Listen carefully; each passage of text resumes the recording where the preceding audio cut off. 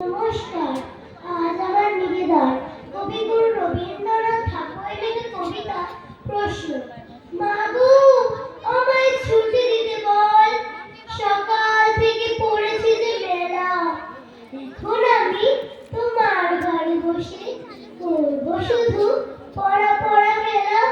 তুমি বলছো দুপুর এখন সবে, না হয় যেন সত্যি হলো তাই। একদিনও কি দুপুর বেলা হলে বিকেল হলো মনে করতে নয়? আমি তো বেশ ভাবতে পারি মনে। সূর্য ডুবে গেছে মাঠের শেষে, বালতি ভরে চুবড়ি ভরে নিয়ে শাক তুলেছে পুকুর ধারে এসে।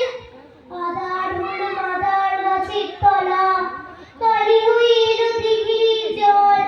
হাটে থেকে সবাই এলো ফিরে, মাঠে থেকে এলো চাষির দল।